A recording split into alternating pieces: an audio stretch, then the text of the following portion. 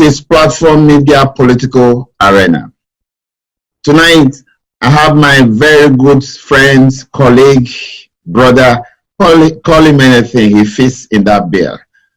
Patrick Omorodion, the weekend sports editor, Vanguard newspapers, Nigeria. Patrick, welcome to the program.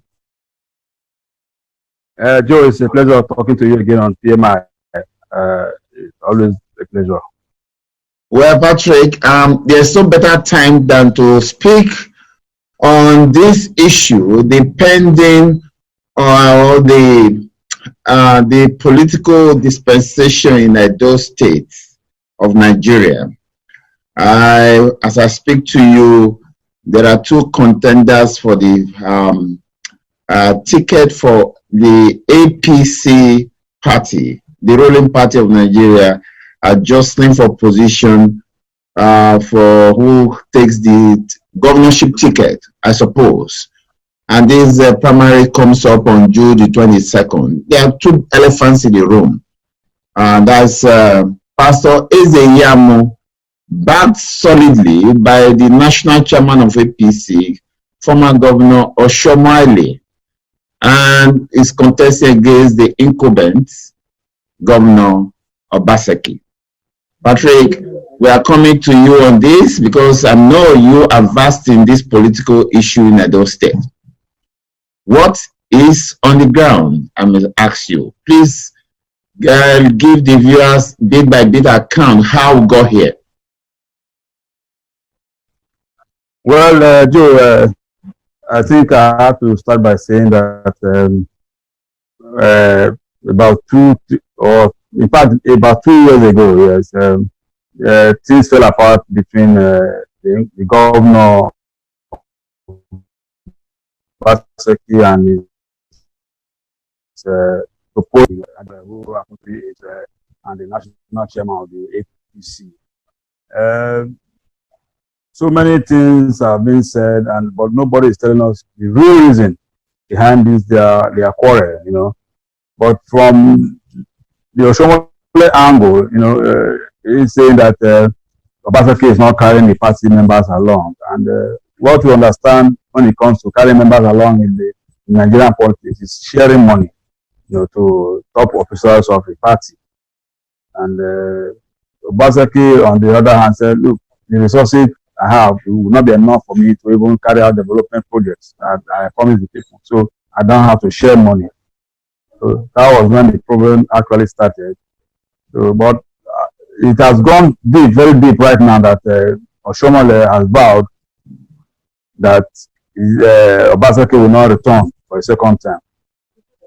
And that's the situation we are now. Both of them Oshomoile actually sponsored Ezeyamu out of the 4 people he presented that will succeed Obaseki. And somewhere in Abuja, they came out with a resolution that Ezeyamu has been given the consensus ticket that is a candidate for the primary scheduled for June 22nd. On the other hand, Obaseki has also gone to Abuja to pick his own nomination form. So I think, like you said, the battle is between Obaseki and Ezeyamu, and we are looking forward to their election and to know actually who will carry the day. But like the argument has been direct or indirect, the APC has come out with a solution that they want a direct primary. That means the 2 candidates will go back to the party members in Edo State. But the governor was arguing for an indirect one based on that's delegate formats where some party chiefs will be elected to represent their wards and come to the venue to actually decide who pays his ticket. So, but somewhere a letter leaked out, you know, that while Oshomoile was saying that the APC decided on direct primaries, the letter he sent to INEC showed that the letter was written on May 19th, whereas the APC met on May 22nd. So it's like he preempted the APC and did the letter on his own by himself to INEC. But some party members are coming out now to say that it was a decision reached. But how can Oshomole sign a letter on the 19th and the APC decided on 22nd? So there's a lot of some underground movements going on pertaining to that election now. Okay, Patrick, lecture my viewers. What's the because these two guys, Obaseki and Ezeyamo, they all belong to the same political party, correct? Yeah, yes. So, what is this issue about direct and indirect? What is the difference? Primaries. You know, the direct method means that every registered member of the party in Edo State will have to vote. They will decide who is the ticket. But the indirect method is that the delegates will be elected to represent the people. And from what we know is that before the delegates are elected, that means the party leader in the state, who is the governor, will actually decide. He knows who and who are real members, who will be on his side and favor him. But the other indirect means, the direct one means everybody registered in the party. So Oshomole believes that because their thinking right now is that most of the members of the party are not in good terms with Oshomole. So they believe that it's a good the direct way, most of the members will not vote to Obaseki. So that's the thinking. But I know from interaction with people, I know that the governor has a lot of followers among the grassroots people. So the party is going for direct. Yes, that's what they decided right now. Has both parties agreed for the direct?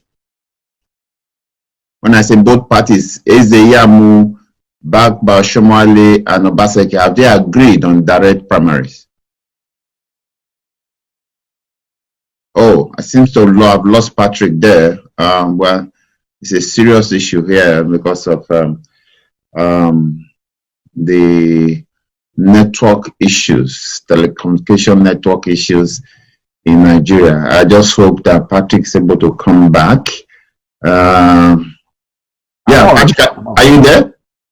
I'm on, yes. Okay, great. So when I say both parties, Ezeyamo, Governor Obaseki, they all agree for the direct primaries, correct? Yes, Ezeyamo had no choice because they are the ones proposing that right from the beginning. You know, it was Obaseki that was really not comfortable with that direct method. But he has accepted, he has picked the form. He has even said that any method they want to adopt, that he is sure that he will defeat Ezeyamo come June 22nd. So these elections will come up in Benin, not Abuja?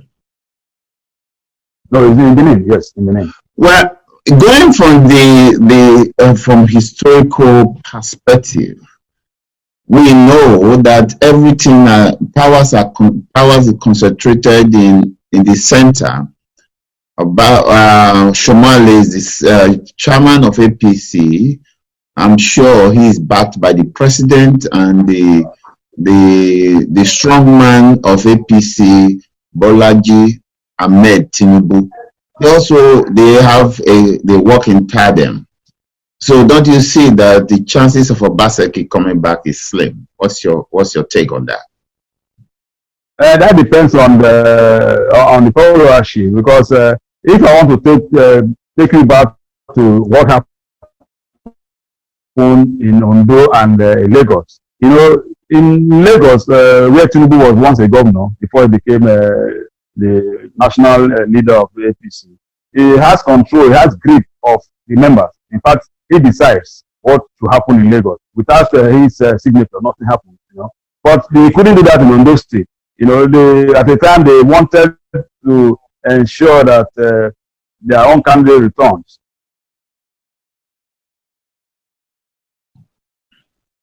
But if you remember what happened back then, one of the governors pulled out, Mimiko pulled out and contested under the Labour Party, and he won. So Lagos is not Edo State, even though I know that Oshomole is the national chairman. But you see, when it comes to politics, when it comes to decision making, the Lagos people, the Lagos citizens, some kind of are subdued because if you go back to history, you see that the real Lagosians are not the one in charge of politics in Lagos. Most of the people who are coming to rule Lagos are not even Lagosians. They are mostly from Ogun and Osun State. Tinubu himself is not a Lagosian. So Lagos is like a no man's land. But when it comes to Edo State, the indigenous are the ones that will decide. And I think it might be wrong for Oshomole to think that what happened in Lagos may also happen in Edo State. So it's going to be dicey both for even Obaseki himself and Oshomole. But I still believe that the majority of members of APC in Edo State love what Obaseki is doing and may vote for him. The people who are disgruntled are the politicians who want a piece of the revenue or a piece of the cookie jar. Okay. Patrick, is it not ironical that the same Obaseki that fought what we call godfatherism politics in Edo State is the one now trying to fertilize and nurture political godfatherism in Edo State? I'll give you an example. You all remember the strongman of PDP politics called Mr. Fix-It, Chief Tony Aneni from Uromi. Yeah. Oshomole fought him to a standstill, and the man died without a lot of followership, all because of Oshomole.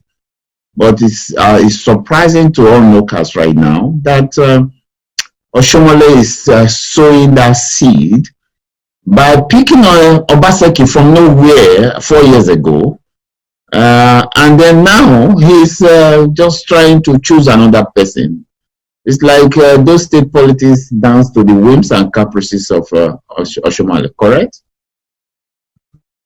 Well, we are going to see that maybe play out on June 22nd, because actually most of the followers of Oshomole who joined him in fighting godfatherism, who joined him in fighting Aneni, are still in government.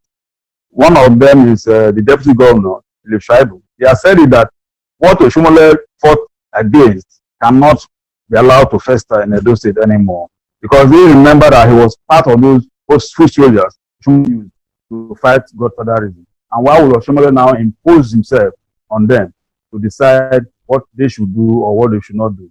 So I think based on that, that is actually why most Edo citizens are not happy with Oshomole.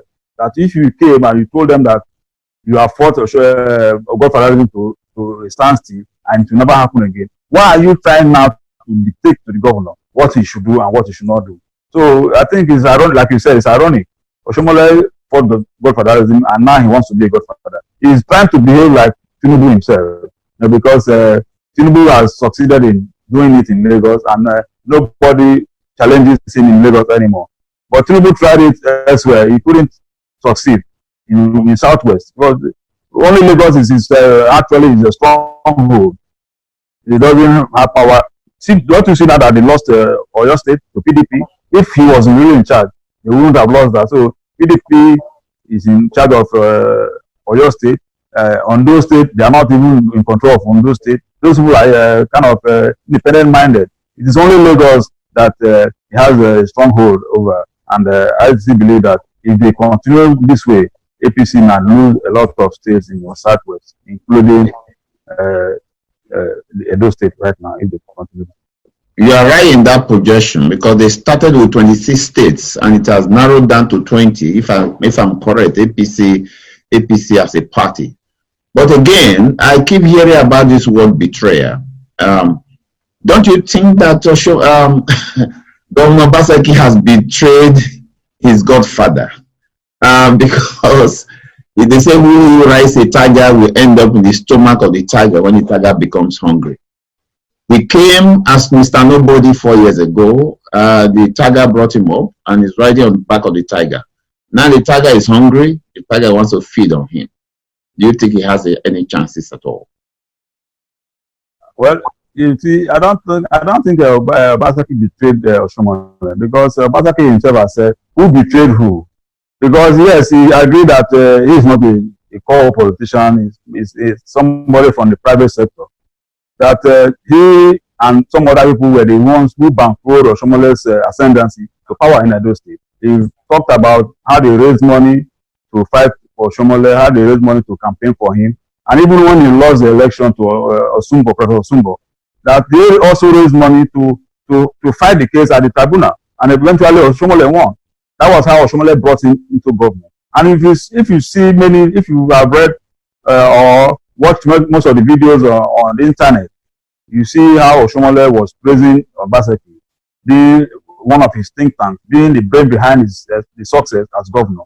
So suddenly, you have not turned around now to tell the people that this man again is not good to continue for a second term. So Obaseki is saying that actually, if we talk of betrayal, it's Oshomole that betrayed him, because he has supported him for 8 years. He also helped bankroll his campaign, and everything he did for him. So why will he right now turn against him because he has refused to open the treasury of the state to politicians? Some people will even argue that they're fighting for the what you call the cookie jar, like you said, or what you call the national or the state cake, because we can see on television where Oshomole praised the same Obaseki is fighting now to high heavens 4 years ago. So the man he praised so high, how is he able to convince voters now that it is the same man that is painting as the devil right now? What is his strategy? You see, Joe, that's what is playing out right now. Most people in Edo State are not happy with the situation on ground. They are saying, if you praise this man, most of them didn't know Oshomole, they didn't know Obaseki from the word go, but you brought him up and you praised him. You know, you took him around the state, campaigned for him vigorously, and ran down Izeyamu, calling so many names from his students' days at the University of Benin, where you alleged that he poured acid on somebody, to so many things, so many allegations. To me, surprisingly, even Izeyamu today has refused to go to court to clear his name, because Oshomole really messed him up. You know, if he didn't challenge Oshomole's allegations, that means it is correct. That means everything Oshomole said about Izeyamu is correct. So I think the people are now saying the man you painted as devil 4 years ago is the same man, and you are now bringing to us to come and vote. The same man you said you really trust with our resources, the same man you want to come and put as governor. That means you don't really know what you are doing. That is why majority of Edo people are angling for Obaseki to continue, because they believe that, one, they didn't know him from the beginning, but Oshomole brought him out and said it's good, and they are seeing what he's doing. You see, if you go to Benin, there are so many developments going on. The man is trying to put structures on ground that no government will come out and erase. So that's what we want to believe, that if they should allow continuity, let him solidify what he's doing, so that if any other governor comes and takes over from him, he will continue from there. You see the mistake we have been making in the Edo State. If they had followed the plan the late Osagbogbo they had for the state, by now Edo State will have been in Eldorado. But they resisting everything. Any government that comes wants to do his own thing. You know, before Oshomole died, he wept. He told me that his legacies he left behind for the Edo people have been washed away by politicians. The man was crying. You know, so many things is going on. If they allow this man to put the structures on ground, even if he leaves after 4 years, the person coming next to him will also continue from there. But that is not the policy they play in Nigeria. Everybody wants to come and start his own project and make his own form his own cabal and continue from there. That's the sad thing about Nigerian politics. I recall with nostalgia the era of Brigadier Osaigbovo. I know he's your personal friend. I know you lost him when he passed on about a couple of years ago. I believe you when you say that, because I know he told you that. But let me ask you, Patrick, is Governor Obaseki's war crumbling? Because two of his commissioners, one resigned a few days ago. Is his war crumbling? Well, you see, that's to tell you that Obaseki was somebody that carried Oshomole along. Because all the people you are saying that are resigning are the Oshomole people in the government. So somehow they are not comfortable with the fact that their godfather, who put them in government, is fighting their boss. So Oshomole is not also happy that the people he put in government have refused to take sides with him, and they are supporting Obaseki. That is why some of them are resigning. The commissioner that resigned is an Oshomole man, you know. But you see, the deputy governor is somebody that said he has independent mind. He said he worked for Oshomole when Oshomole was the president of the Nigerian Labour Congress. They worked so hard. They fought government together, and now he has seen everything. He knows the plans Oshomole can play. So he said Oshomole cannot connect the system, but right now he knows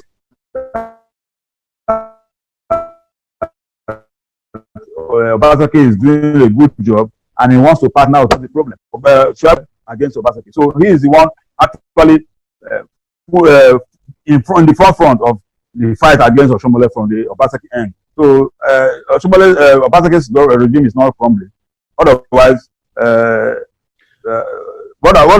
it's not crumbling actually. It's only the Oshomole people in government that are leaving to see how they can make fences with their boss. That brings us to Patrick. That brings us to the next other question: is Governor Obaseki dining with the devil? Is that a good strategy? If you still have Oshomole, who I can confidently say now is his core enemy in Edo State, if he still have some of his people in government, is that a good strategy for him? No, you see, he gave them opportunity to serve. They are there to serve Edo State, they are not serving Obaseki. Okay. Because Oshomole brought them on.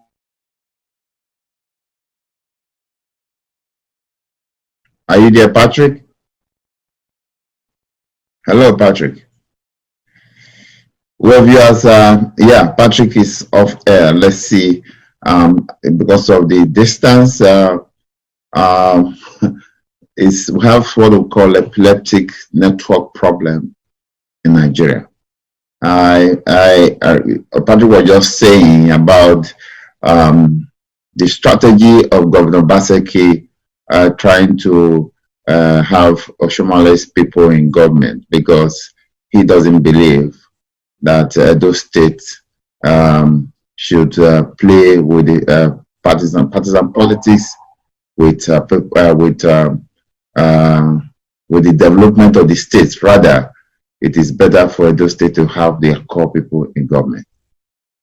Thank you very much. I appreciate you coming. Yeah, Patrick. I'm back. Oh, you're back. Yeah. Okay. Yeah. It's like our time is up, and I want to sincerely thank you for coming to the program, and I want to let you know that we'll be glad to have you all the time on this program. And you have given a traction to this issue, and our viewers are well informed on the election that is coming up on June the 22nd. Thank you, Mr. Patrick, and I have to tell you that we're happy to see you always. Okay. And my regards, and I say thank you to us. And my regards to all our colleagues in Nigeria. Good night, Nigeria. Thank you, Joe. Thank you, viewers. Okay, bye-bye.